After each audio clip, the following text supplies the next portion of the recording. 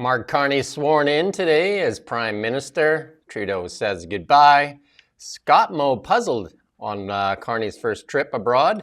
Premier Eby goes for the power grab, and Eby also targets Tesla. All that and more on the Really Big Show today. Beautiful day here in the Okanagan. Look at that beautiful sky there and traffic flowing well here in the central Okanagan and Kelowna. How are things in Ottawa, Ian?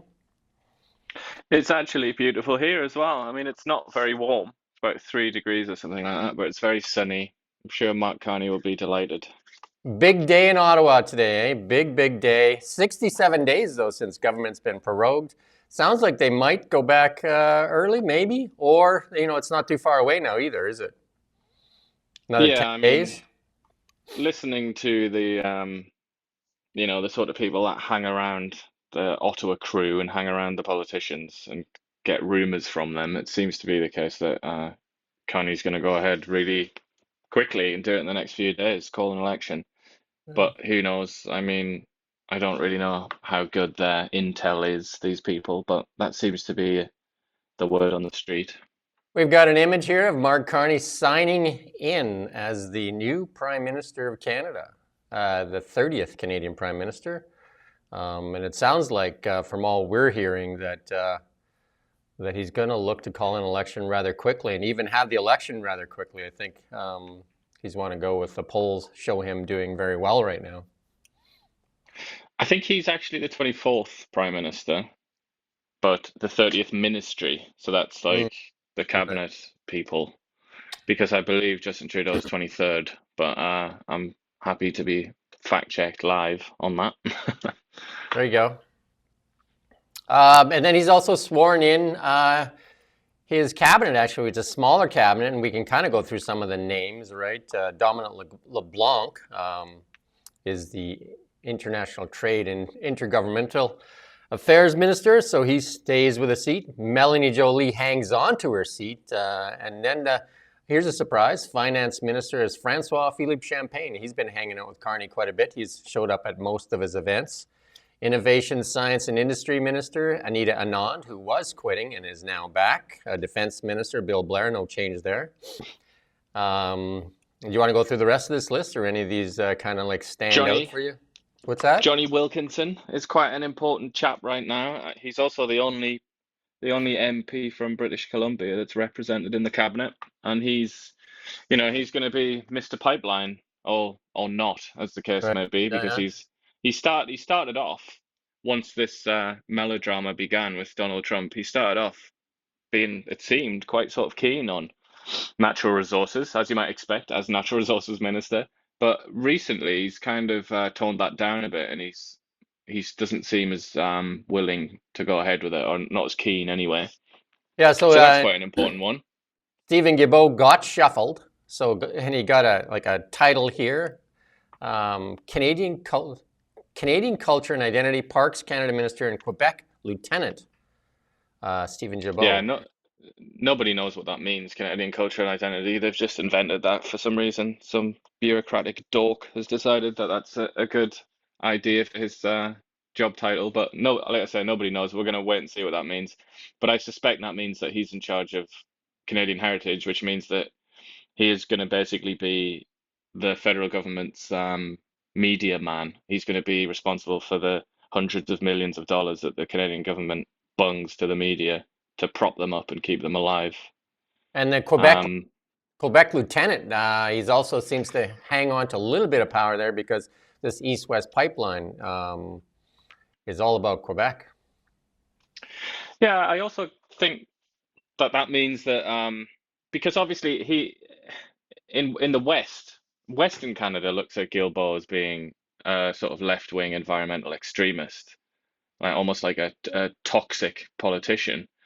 But in Quebec, I think he's still quite popular because obviously Quebec is far more liberal, far more left-wing, and far more, you know, they're a lot more severe in their environmentalism. So I feel like maybe him being given that job is a way for Carney to kind of make a gesture to the Quebecois and say like, you can trust me, you can vote for me because I like this guy and I know you like him. Almost a way to, because obviously Quebec is completely fundamental in elections. And the polls have recently suggested that the Bloc Québécois, which looked like it was going to be all conquering in the federal election, it looks like it's starting to lose a bit of its popularity, and the Liberals are gaining. So I reckon that's what that's about. It's a kind of an attempt to win over Quebec for the upcoming election. And then Chrystia Freeland, she gets a seat. She gets transport and internal trade minister. What was the seat that Justin offered her when he fired her from finance minister and deputy prime minister? He offered her no portfolio, but he offered her basically control of the US-Canada trade relationship, which would have ended up actually being a pretty massive job. That's the one that LeBlanc has been given, isn't it, in this ministry? But a lot of people have kind of they've been saying about Freeland, it's like, oh, this is a huge demotion, like this must be embarrassing for her, or something along those lines. But I'm not sure. I mean, internal trade, that that's a massive job anyway, usually I would say, but especially now, the era that we're heading into, that's a huge, huge job. So I actually think that she's got quite a sort of a big ministry on her hands there. And then transport, obviously, if Carney's going to go ahead with the high-speed rail link between Quebec City and Toronto, then that's the biggest infrastructure project basically in the history of Canada. So that's a big job too. So I think, Freeland is still very much at the forefront there. I don't see Karina Gold's name on the list here. Yep, she's not even there. She wasn't even invited. Jean Chrétien was invited for some mysterious reason, and he's sat there happily watching this all go down. But Karina Gould not invited, which suggests that Mark Carney thought that she was, not particularly advantageous for the Liberal Party right now, to I put it don't. mildly. I don't see Frank Bayless. Although when Karina Gold and Chrystia Freeland say we're all one big happy family, we're all going to work together. Frank Bayless and Karina Gold absent on this list. And who's the deputy prime minister? I don't see that on this list here. Um, I believe it's Anita Anand, isn't it? Or maybe that hasn't been announced. I don't. Yeah, See, I don't, maybe it's not been announced yet. I But I don't. think See I on. heard that it was going to be Anita Anand Well, she's on been that standing. on the old grapevine. She's been standing shoulder to shoulder with him at all the events as well. But this image that we have up here, the old gang back together. David Lametti, Jerry Butts, Marco, all in the front row there. Well, not the front row, but they're Yeah. all in prominent seats. I mean, these are the ones that it proves that even though you may have left under scandal, you don't actually leave. You just go into the shadows and wait for the sun to shine again. Yeah. And they're all like, or a lot of them anyway, old chums, aren't they? They're good old Yep. friends. The I would old say, sorry, and on that note of good old friends, Justin Trudeau's best mate, Mark Miller, is noticeable there in his absence, isn't he? He's been turfed. He's yeah. no longer he's no longer going to be around. And it's important to bear in mind, obviously, that Mark Miller is one of the most controversial ministers and considered something of a liability by a lot of Liberals because he was housing minister and immigration minister, two files that have, you might as well have just set them on fire and thrown them into the garbage. Basically, they've been absolutely atrociously handled. But I Well, would say, just final word on to go back to the list. I mean, finance minister, that's the second biggest job in the cabinet, given to Champagne. I mean, I don't know. Maybe you can remember and you can teach me about all of his successes and when he was foreign minister and when he was innovation minister, because I'm really struggling to find any success stories associated with Champagne or well, Jolie, who's got like the third biggest job. we So, I mean, just I'm very interested. I'm very interested to know what their successes are to justify this faith that Carney has put in them. corporate welfare. I mean, he was just talking about Northvolt. I think between the federal government and the Quebec provincial government, they handed out many, many millions of dollars to this failed Northvolt that has, taken the money and run now. Well, I think you might just about have got the bullseye there. He's a francophone from Quebec, and he has been the smiling face handing out billions of dollars of taxpayers' money in Quebec. So I think possibly, maybe I'm just a cynic. I don't know. Maybe I'm being a fool here, but I think that might have something to do with it as the election is on the horizon. You talked about Mark Miller's failures, and And you have to mention Chrystia Freeland in there. She was the finance minister for this disastrous economy that we're all facing right now. But she still got rewarded. Yeah, and not only that, but I mean, even within the Liberal Party, she's kind of she's been looked upon as a failure in terms of how she performed in the leadership election, because obviously she might as well have not bothered. Barely anybody voted for her. And that was, you know, considering her prominence within the party, she's been around a long time.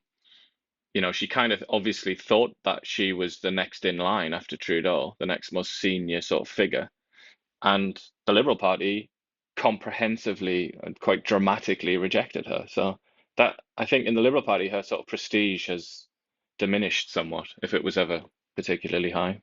Speaking of Justin Trudeau, he's got one last message for you here, and we're going to play that message from Justin. Hey, Canada, one last thing.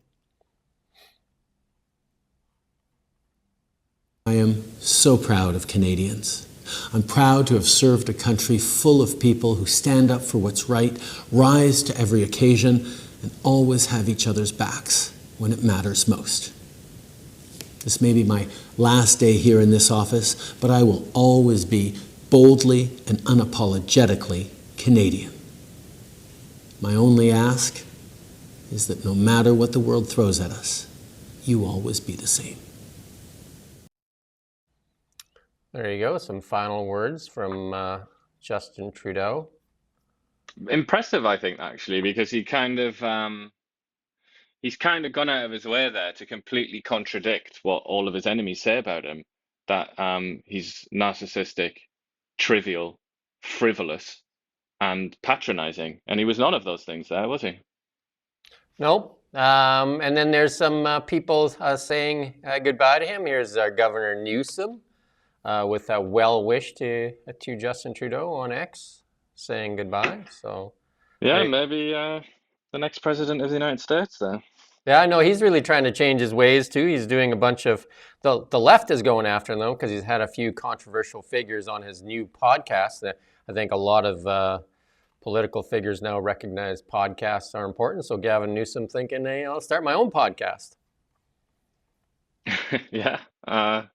Well, it's not just about it being a podcast. It's also about it being a break with the liberal left, and particularly the Democratic Party sort of left their view of how you engage with the world, really, and how you do democracy, how you do politics. Yeah. Because in recent years, it's been, according to the logic of the left and the Democratic Party, it's been completely unacceptable and almost tantamount to evil to even have a conversation with somebody that you profoundly disagree with. Yeah, because I he had mean, his that was first just guest. not acceptable. His first guest was Charlie Kirk, and like I said, the left lost its mind on that. And I think his second guest was equally as disturbing to the left. Yeah, well, that just goes, that's what I mean. I think it's more than just the medium. It's more than just, oh, he's chosen a podcast. I think it's also he's trying to embrace the method as well of what we might as well call the right or the Republican Party, which is for a very long time they've dominated communications, they've dominated the media, as he says in that discussion with Charlie Kirk. He admits that, and they've done that because they've engaged with their opponents, whereas the Democrats have kind of they've just cleared the field. They've refused to speak to their enemies really, and they've put up kind of like straw men, who like basically people who are actually just liberals but maybe associated with the Republican Party, and argued with them instead. But they haven't really engaged with their actual opponents, like the sort of Trumpy people. So obviously he's trying to break away from that, and he's trying to kind of cash in on what's served the right so well.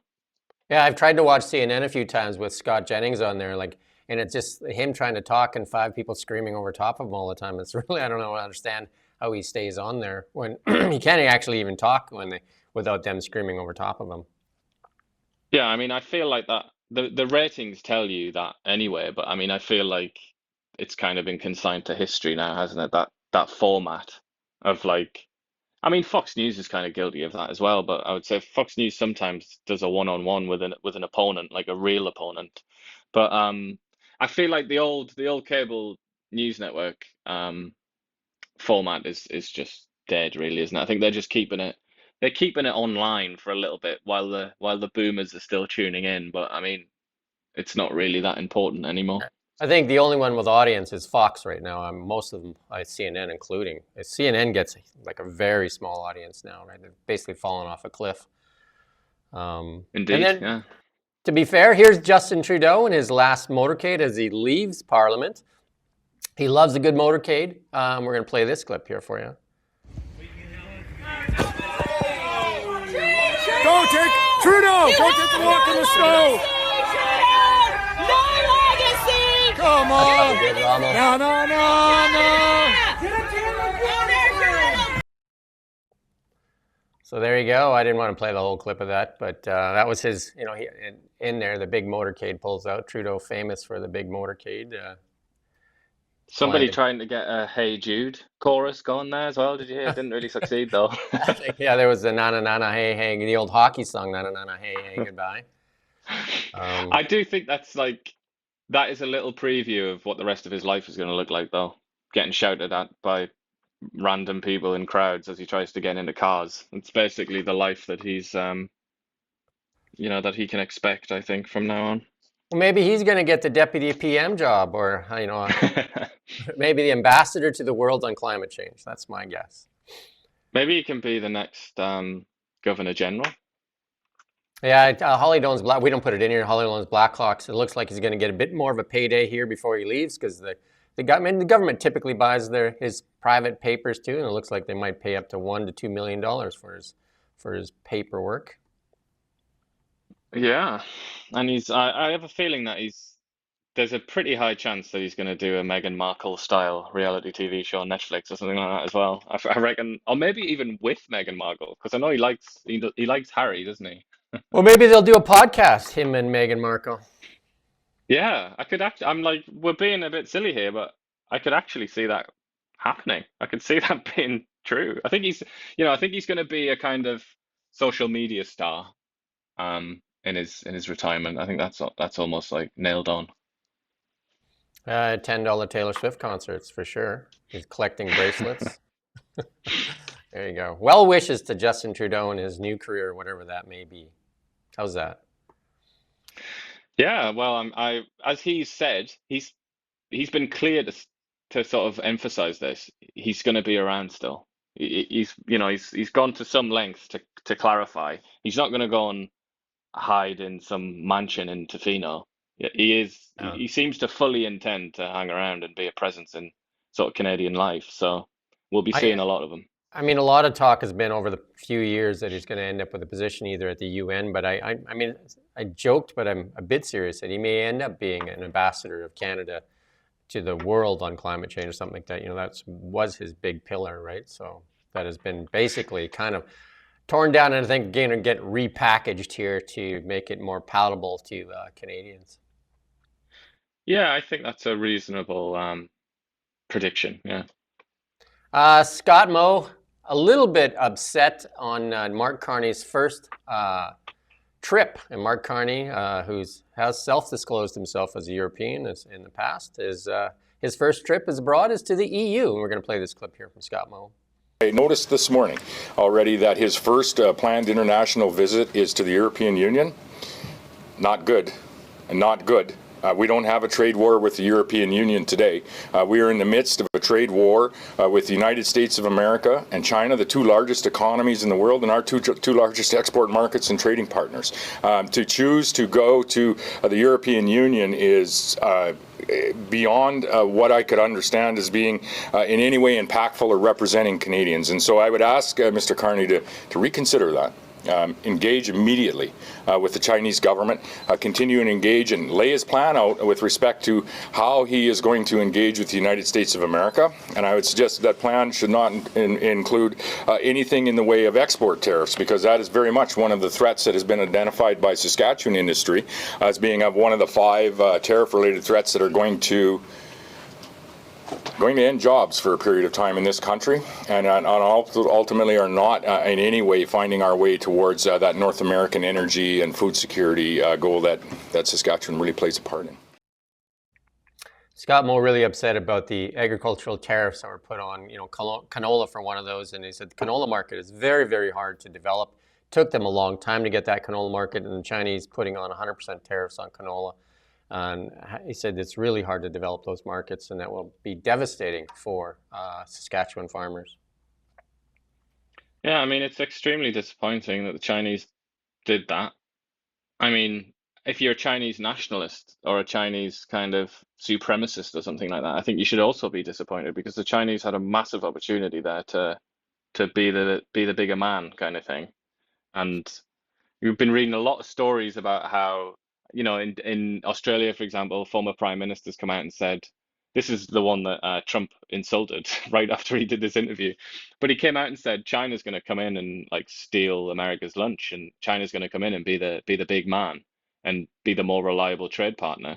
Unfortunately, China doesn't behave like that, and never has, and presumably never will.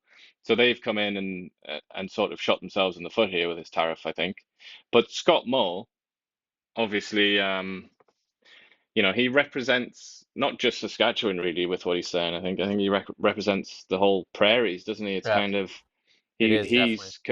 he's complaining that the exports from the prairies have been kind of sacrificed so that the car industry can be saved in Ontario and Quebec.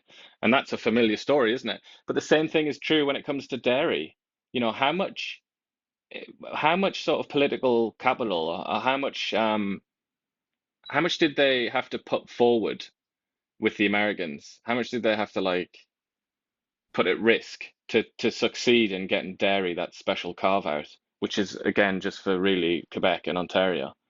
And that dairy, the dairy sort of protection regime infuriates not just the Americans, but the Europeans and the British, and I'm sure some others, but those are the most famous ones. That's why we don't have a free trade deal with the UK, is because of that dairy industry. And obviously that annoys people like Scott Moe and Danielle Smith because they think, you do everything, you go to bat for these Eastern industries, and then you just let us get gobbled up and destroyed. Yeah, So I Scott can Moe. totally understand what he's saying, but it's just such a shame that the Chinese have done this. But I mean, what can you do? You can't influence the Chinese. They do what they do, and they're Scott a mystery to everyone, aren't they?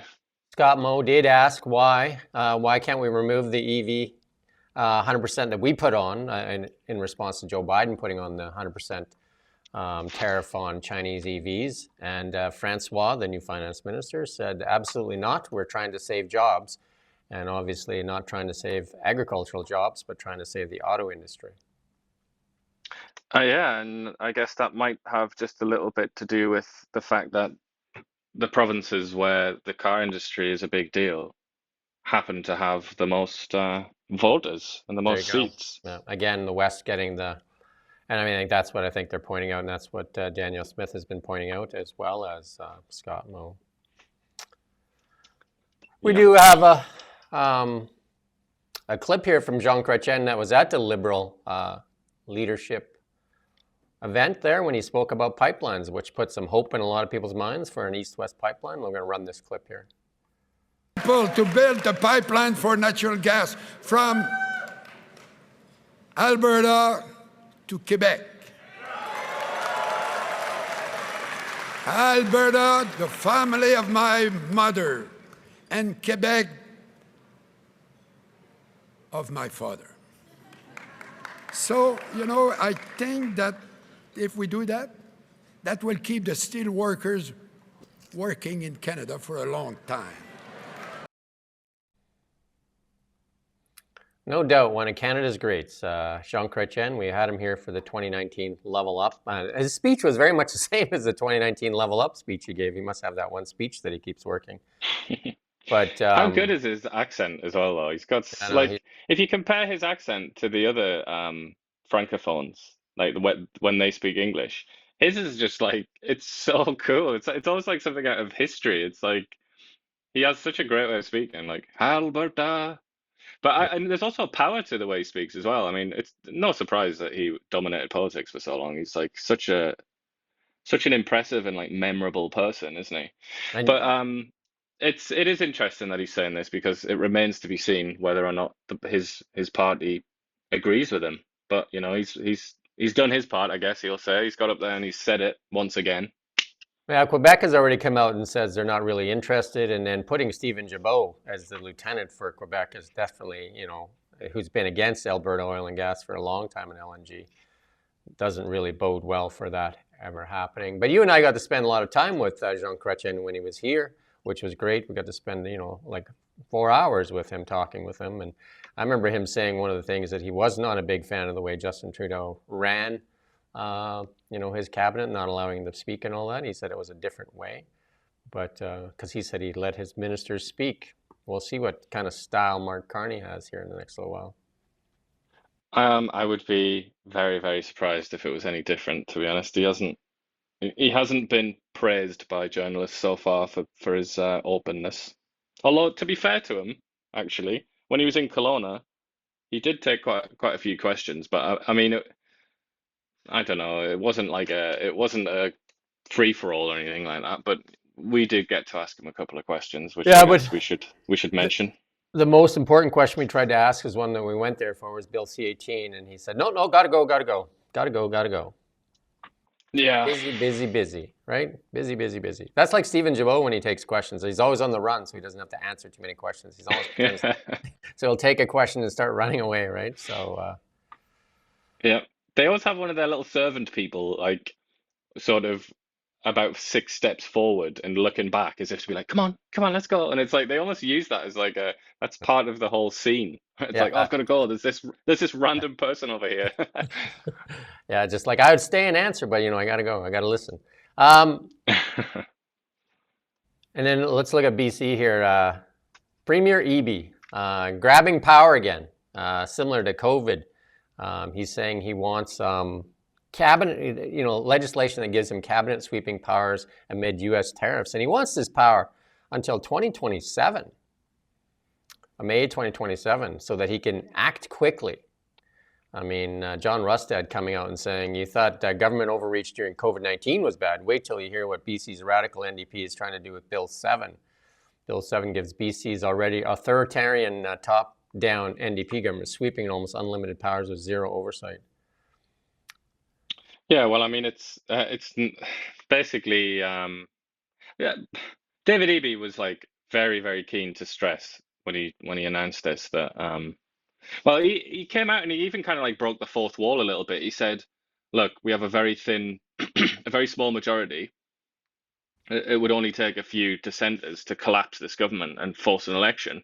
And he basically just said, if we misbehave with this, that'll happen, and then I'll have to win an election. So he was almost saying like, it's quite easy to put an end to this if people are really upset about it. But I don't know. I mean, that would require NDP MLAs to basically defect, to disobey their whip and disobey Eby. So I don't know how easy that would be to do. I mean, they're pretty sort of servile, aren't they, towards Eby?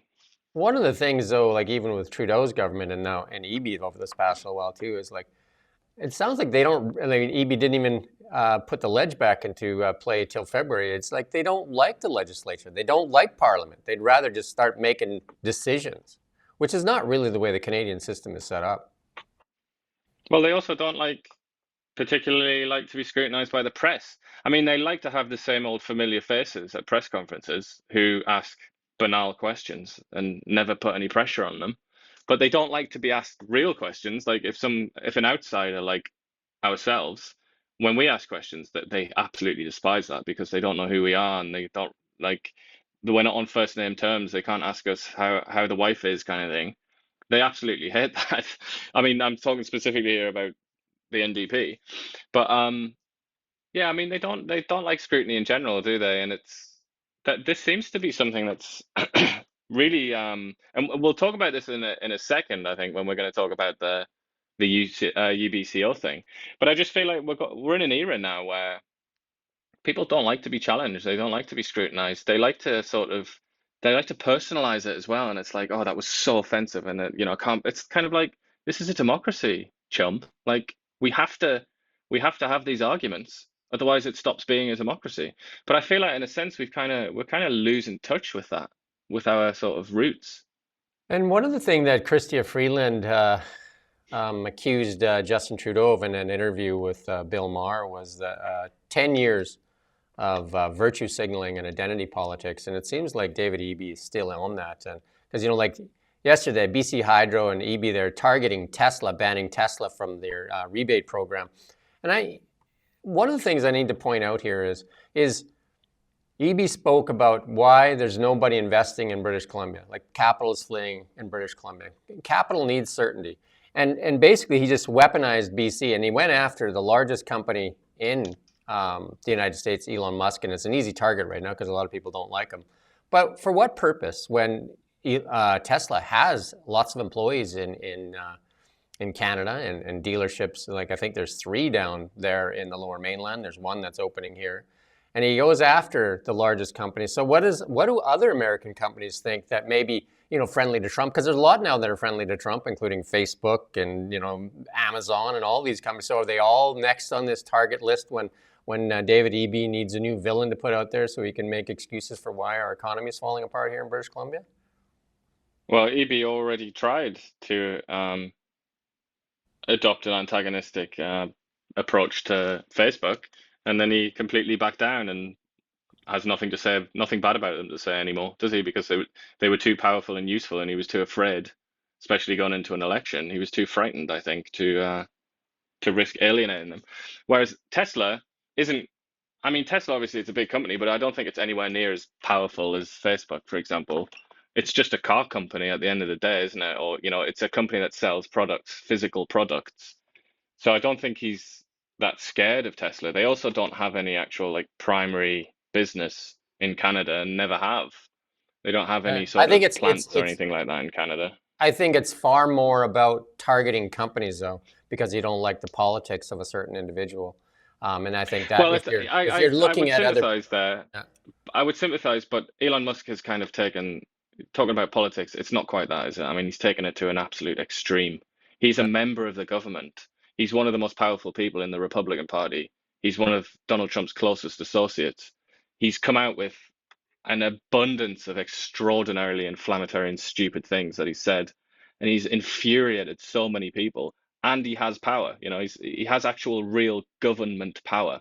It's not the same as Jeff Bezos chucking $1 million to Trump's inauguration fund and hoping to be treated well as a businessman. I think that's completely different. What Elon's done is he's made himself into a real powerful figure within the US government. So if the US government punishes Canada, I think he's, it's fair game. He's going to be punished too.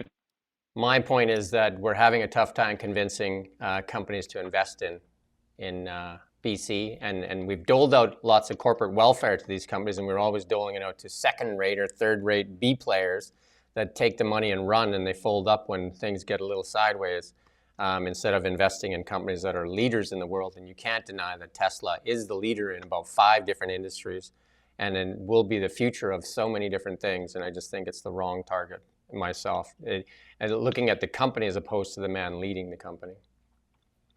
Yeah.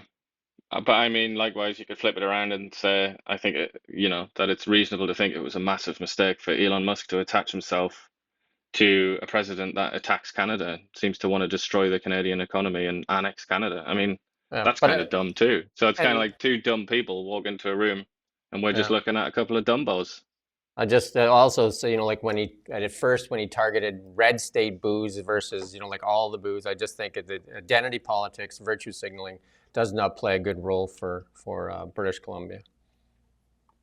But that's what it's all about, doesn't it? That's what his political mandate is based on. That's what the NDP and the left in general in BC are all about. So that's kind of like he's representing his constituents in that sense, isn't he? I mean, certainly in the Lower Mainland and Victoria area. We were chatting about Victoria the other day, weren't we? I mean, that has to be one of the most sort of left-wing cities on earth, possibly at the top of that list, though there's some retirees there that might balance it out a bit.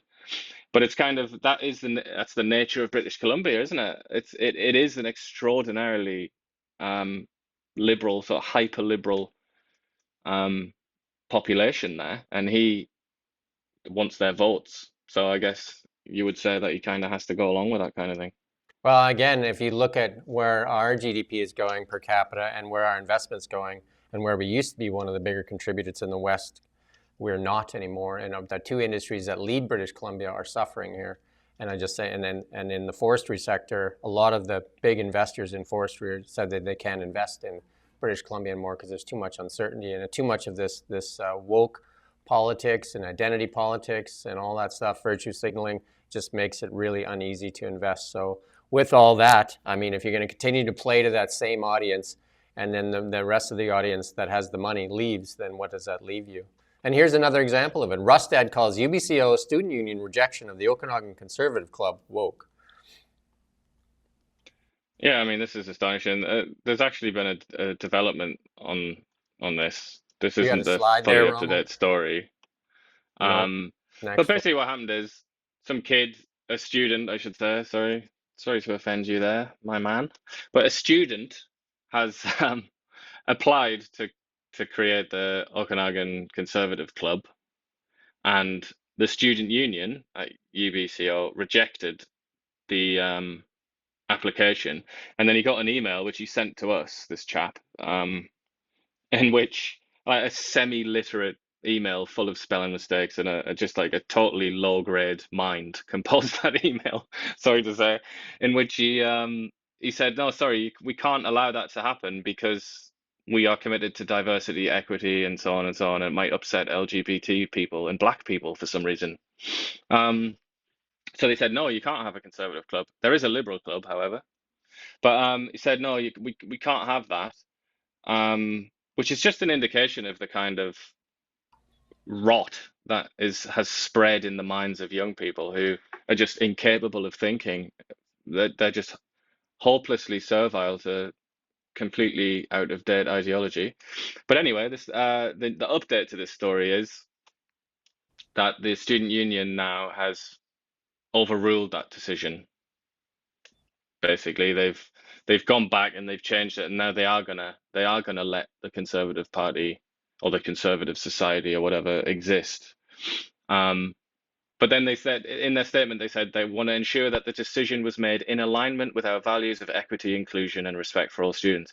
So still the taint kind of hangs over the Conservatives there for some mysterious reason. I mean, it wasn't the leader of the Conservative Party that dressed up as Arabs and Indians or whatever it was from Aladdin, wasn't it?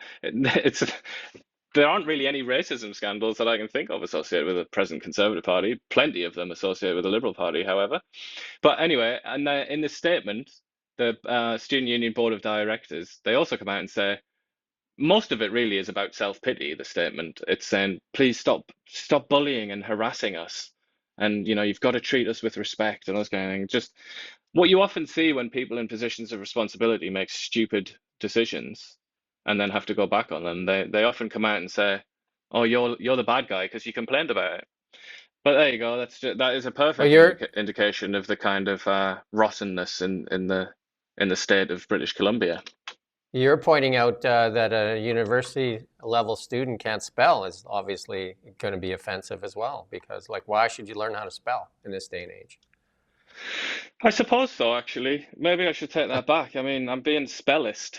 It's clearly an example of my Western supremacy. I should be knocked down a few pegs, shouldn't I? And embrace spelling mistakes. Yeah. Anyway, the Kelowna Chamber of Commerce, they got a new board there, and this is for Kelowna. It's the largest Chamber of Commerce in British Columbia. And they say that they're going to really push for supporting local and supporting Canadian. So that's going to be a big push. So glad to hear that we're going to get a lot of advertising from the Kelowna Chamber members, because I think we're one of the only locally owned and independent operating media outlets here in the central Okanagan. Is there another one? I mean, off the top of my head, I don't know if there is another one. No, I don't think so. So there you go. We'll see how that plays out. And then John Rustad, he wants to be in the news. And this is what was an NDP initiative a while back, too. He says he wants to stop the changing of clocks. Okay, it's just nonsense anyway, right? Why do we keep doing something that makes no sense just over and over and over again? And I think the NDP said when they were trying to do it is that, they'll do it when the Americans do it. And I think Trump's comments on it, 50% of the people like it, 50% don't like it. So what does that mean? Yeah, I mean, God knows what that means. from Donald Trump. But I mean, it's yet another example, isn't it? He did the same thing with the carbon tax. It's like, yeah, we'll do it when the other people do it. It's kind of like, yeah, way to show leadership, mate. But I mean, in this particular instance, I really I get it and I sympathize. You can't be like an hour behind or in front of your sort of main trading partners, can you? Although if we're Well, going to be all anti-American, then maybe we should do it. 'Cause who cares if we're an hour well, different? Saskatchewan has taken that stand quite a while ago. Yeah. Saskatchewan does not turn its clocks back and forth. And I remember when I worked out in Manitoba, it was kind of an adjustment you had to make because because they didn't do theirs, and then when you're trying to call, because we did a lot of business with Saskatchewan, so you had to kind of figure out where they were at because they were an hour difference, and then sometimes they'd be 2 hours difference, right, between when they were not doing their clock thing. Yeah, so it would also be, I mean, it already is awkward a little bit, isn't it? Because there's a little part of BC where they have they're in a different time zone, like Yeah, right in the southeast. So yeah. I mean, I guess you could say that that's already happening.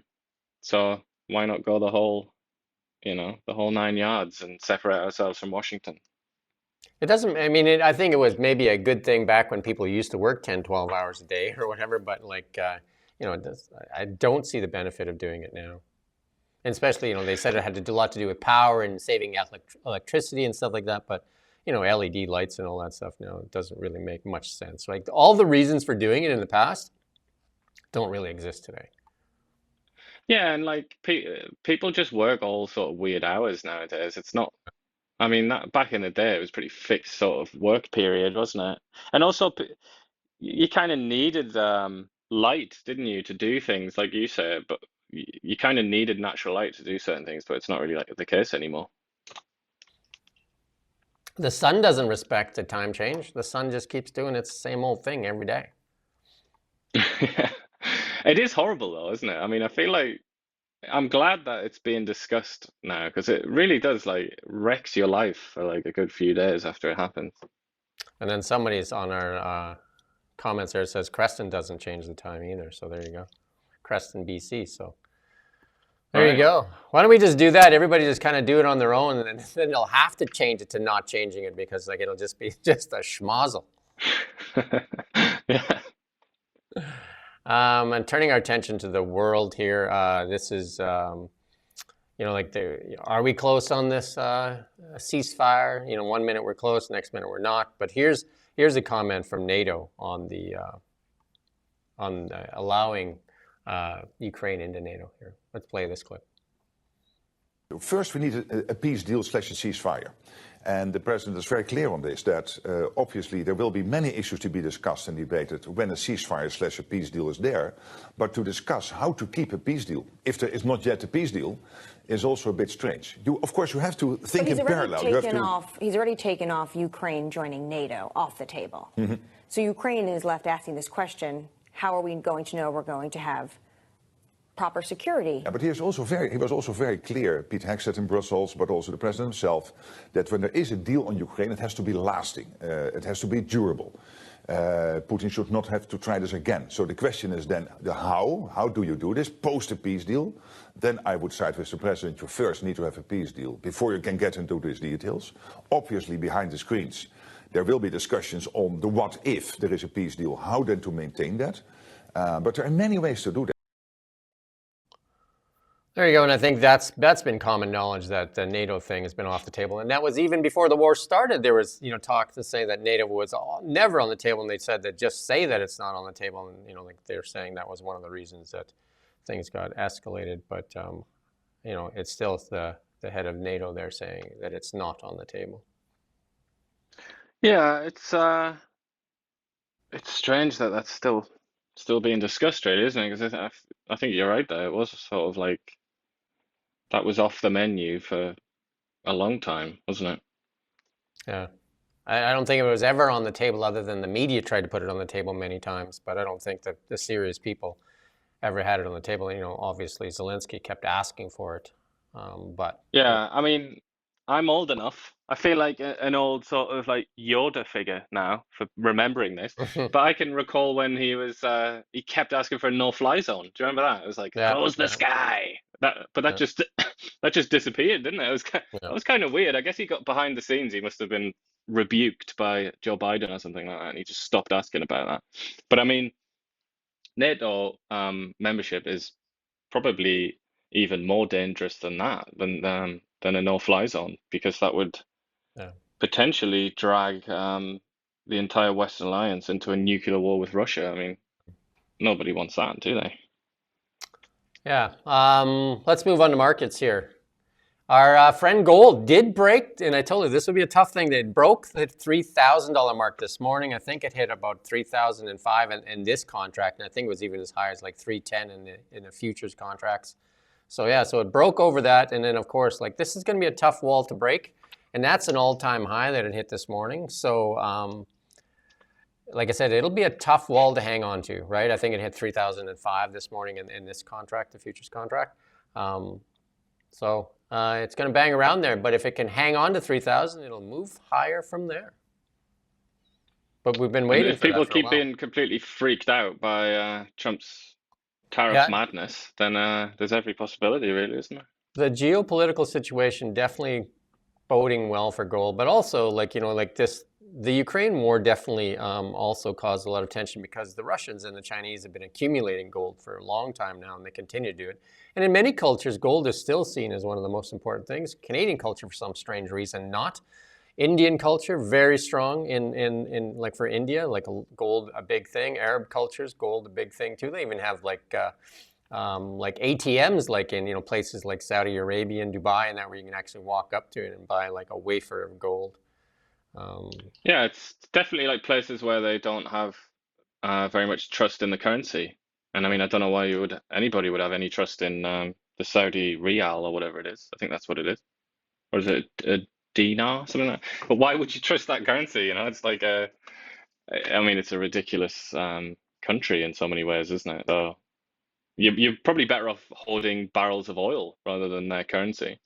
So I mean, whereas in Canada and in Western countries, by and large, there's a lot more faith, isn't there, in the currency and in the sort of financial system and everything like that. But Canada I don't know, it is a famously, funny one because obviously back in the day, gold in Canada, I mean, gold was kind of like used in transactions even then, wasn't it? I mean, it was in that story yesterday about Donald Trump's granddad, about how Canada he sometimes accepted payment in gold. Canada used to be hold gold reserves. We do not. It's one of the few central banks that hold zero gold currency. I don't know if Mark Carney was part of that or not, but we don't hold any. Most, the United States holds gold, as do many central banks in the world. But Canada does not. And Canada has some of the best miners in the world, and used to have some of the best properties. A lot of those miners have now left Canada to go somewhere else because it's more favorable to mine elsewhere than in Canada. Imagine that. Yeah, I mean, it might be a bit warmer elsewhere, but I don't know if it's necessarily better stuff. Bitcoin looking like it wants to power up a little bit. It looks like the markets have recovered a bit too. In the last little while, the markets had that little bit of a downdraft there, and it looks like they're starting to kind of bounce off of that. A lot of the analysts now saying we're ready to go again. So there was a bit of a correction there for a while. The market's in positive territory this morning. The Dow up 546 points, all those kind of things. So, the market's looking like they've had a bit of a correction and now look like they're going to move to the upside. So there you go. I see Trump is now being judged by a lot of his younger supporters for the decline in Bitcoin. That's like being put next to his name almost in the same way as like if the dollar had declined or something. That's an interesting development. And I think the Bank of Canada put out a piece too, saying that mostly young people in Canada, I think under 34, own Bitcoin. Bitcoin, again, and I say this over and over and over again, Bitcoin definitely has the wind in its sails, right? And this correction, whenever you have a big gap up, if you look at that November 5th gap, lots of times the stock has to come back, and then I would say Bitcoin is like a stock, has to come back and fill that gap, and that's what it's doing right now, is filling that gap. So Canadian dollar, no pop for Carney. No pop for Carney. How's that? Because I don't think it's sure where it's going to go. It will pop if we get if he, like comes out and says he's pro-resource and actually proves it. But no pop right now.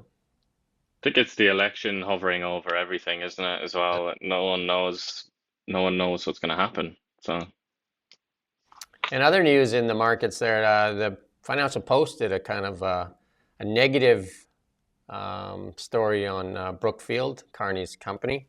It said it's one of the world's most complex financial conglomerates, and is attracting scrutiny for circular flows of cash involving its global property portfolio. Lots of negativity on that, and then people are saying, why isn't Canadian media picking it up where other media are picking it up? So where is the scrutiny on Brookfield? I wonder if that has anything to do with a certain amount of fondness that some people in the media have for the Liberal Party. Yeah, I don't know. Possibly. Some of the Conservative MPs pointing it out, like, where's the scrutiny, right? I would say as well, I mean, this is quite hard.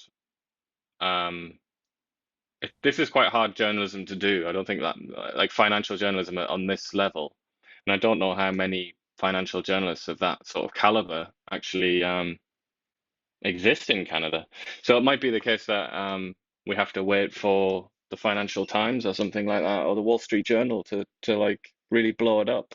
But then I guess we rely on the Canadian media to sort of pick up that reporting, because they kind of have a choice then, don't they? Yeah, because there is quite a bit out there talking about Brookfield and a lot of the things that they've done that have attracted negativity, including their claim of carbon credits and all that kind of stuff. So yeah, but this is also, I would say, like, I think this is true of a lot of companies, isn't it? Especially like this one, like Brookfield.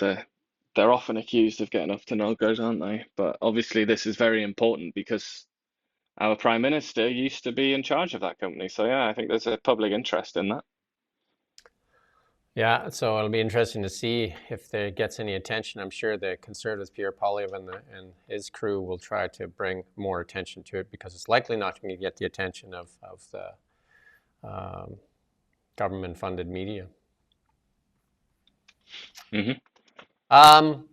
In our AI and tech segment, like, who doesn't love a good cat video? And you can now make your own cat videos with AI. So you can spend the rest of your day, now you can have AI that actually creates your own Zoom character, so you don't have to show up for Zoom meetings, which means more time for watching cat videos. So here's the ultimate cat video.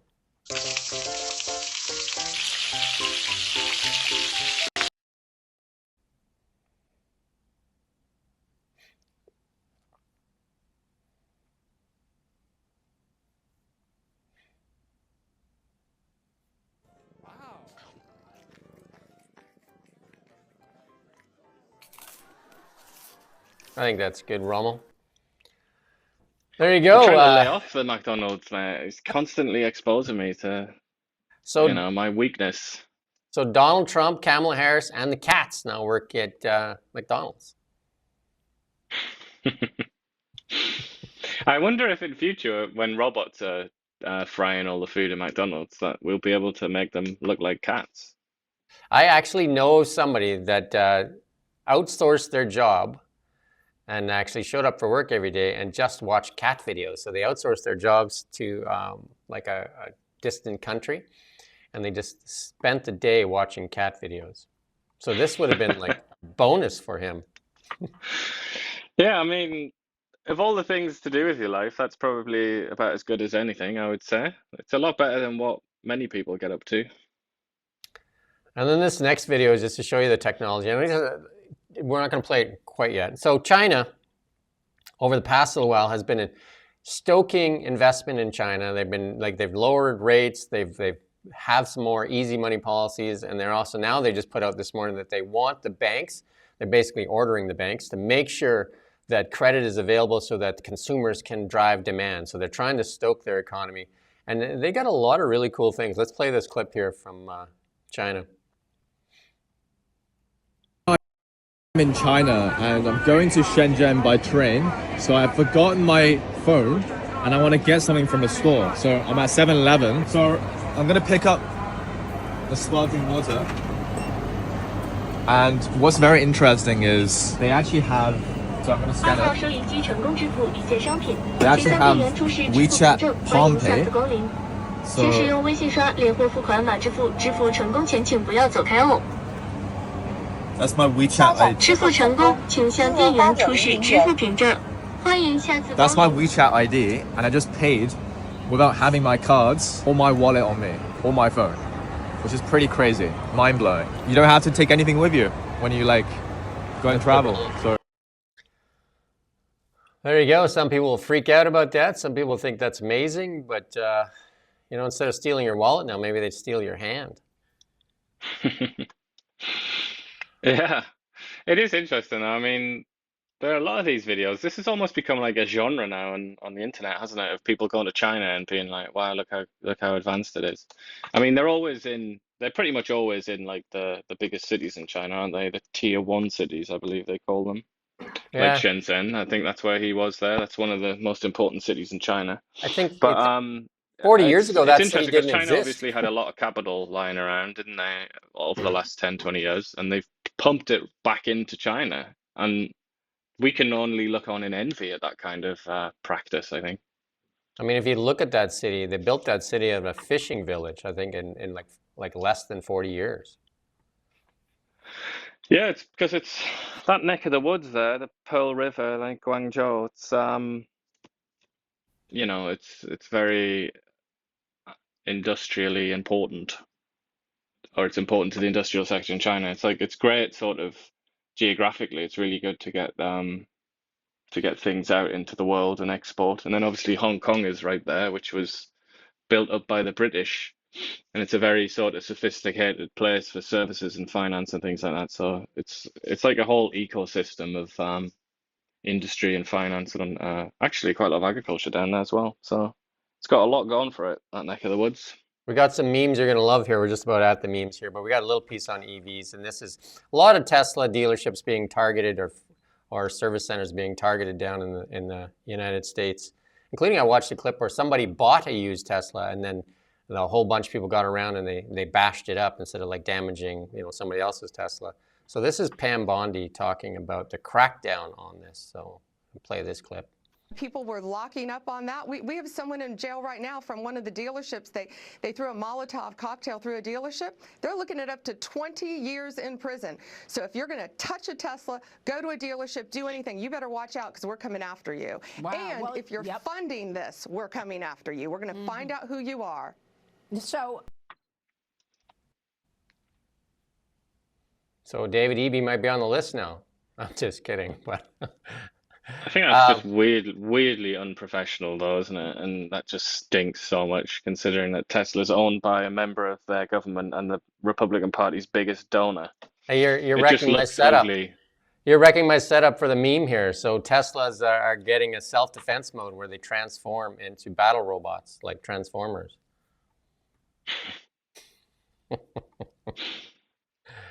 I knew you'd love that. Optimus will defend the Teslas. There you go. And then It's not that far-fetched, is it? Maybe 50 years or something. Maybe that'll be possible. I might even say it's there you go. And then this one you're going to relate to, I think, because this was you as a youngster. Yeah, I mean, I don't think I was ever quite as squeamish about physical labor as your average sort of left-winger is or communist is, but definitely. I think it's that a one is very, pretty very funny. good point. Like this hammer and sickle actually represents labor. Like what? Like that can't be right. They got to change that, right? There's a really funny, I think it was on Reddit or something like that. There's a really funny post or like a thread where people were talking about communism and they were sort of like saying, what are you going to do when we achieve communism? And it was all just random stuff like, you know, have like a flower garden or something, or, you know, like do graphic design. It's like, no, I think if we're going to move to communism, you're almost certainly going to be planting crops or something like that, or washing the toilets. Like you'll do what you're told.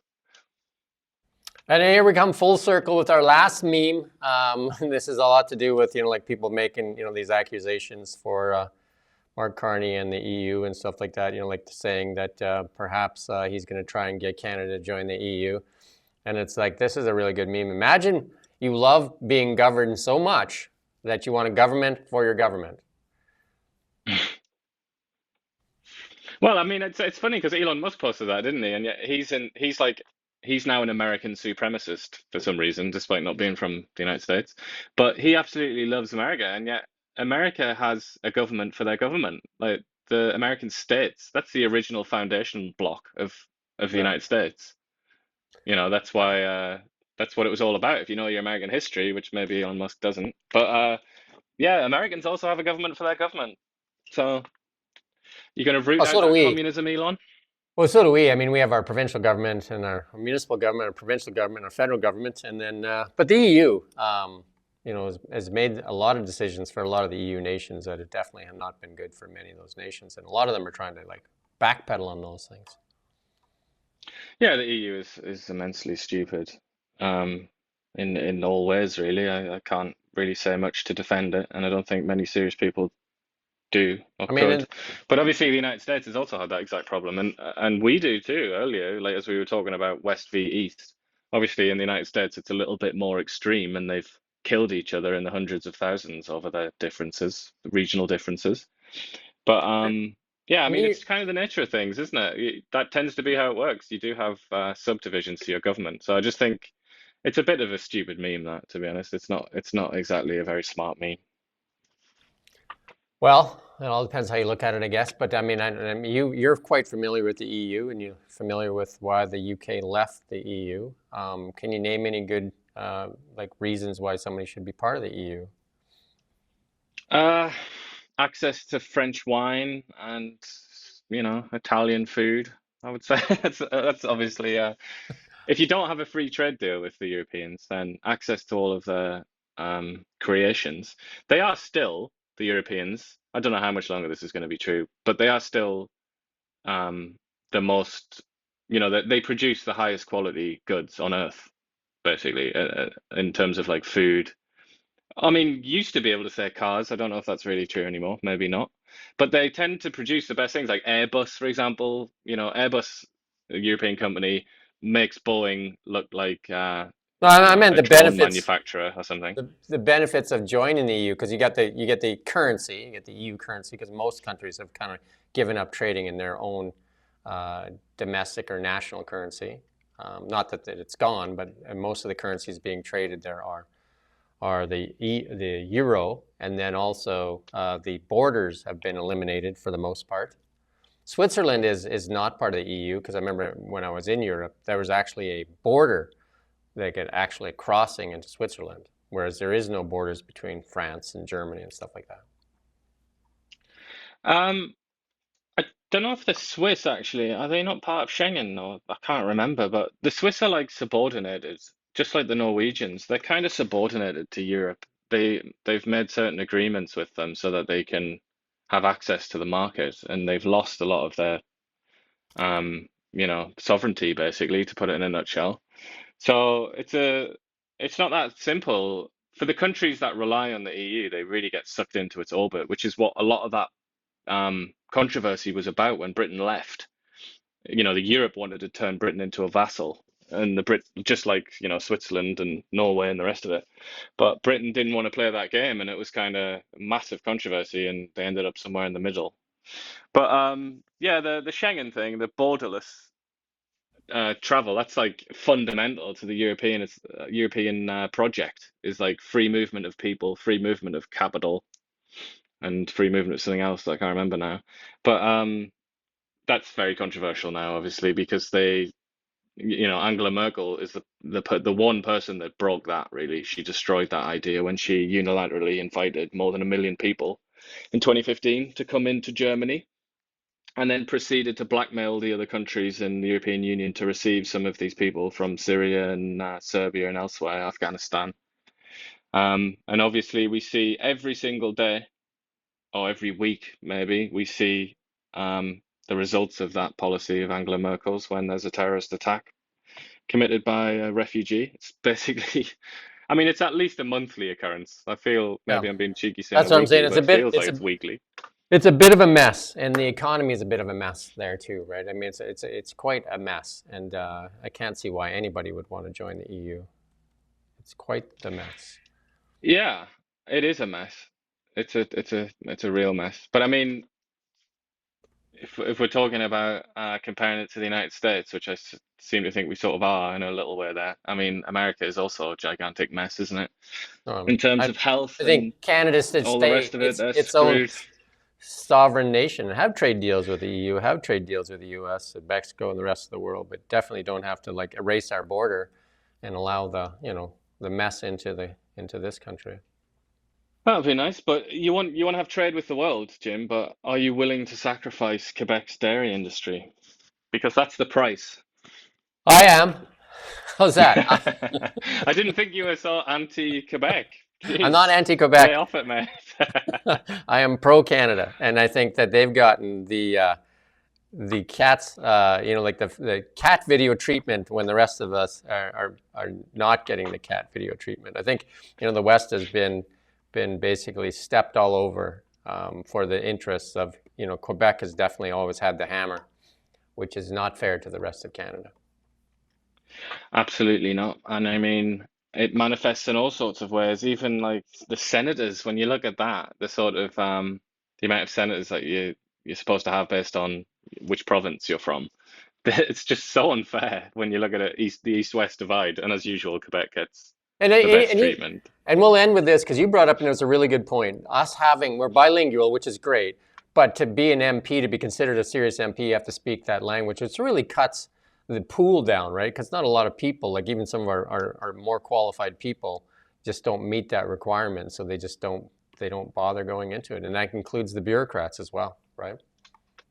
Absolutely. And, you know, the fundamental, or the most important point maybe to mention there is that the province that has the most bilingual speakers by a massive distance is Quebec.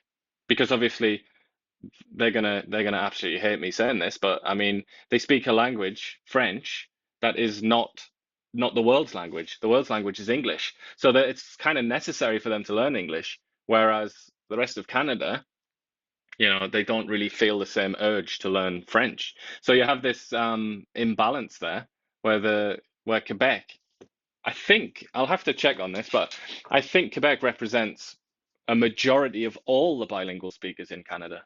So put it that way. So that means that means prime ministers, senior bureaucrats, like you said, people in the military, high ranked in the military. It's like the world is their oyster in a sense, really. So we give them a massive advantage just in that regard, because we've said that we're bilingual, that we've declared that as a country, and yet we haven't actually made that a fact in reality, because obviously there are nowhere near enough French teachers. Well, we put our daughter in French immersion, and she actually liked it a lot, and it turned out pretty good for her. But we do have to go. It's 10 o'clock, and that's our show for the week. We're back next week. We're around 9 o'clock every morning. It's about an hour-long show, and we would appreciate you commenting, sharing, liking, subscribing, of course, and sharing it. And if you like it, definitely send some comments. We're definitely very appreciative of you watching us. We're on X, YouTube. We're trying to live stream on many different channels. I also put it on my LinkedIn, on my X account, and Kelowna Now's X account. And from Ian and I, we hope you have a great weekend and enjoy the sunshine, no matter where you are.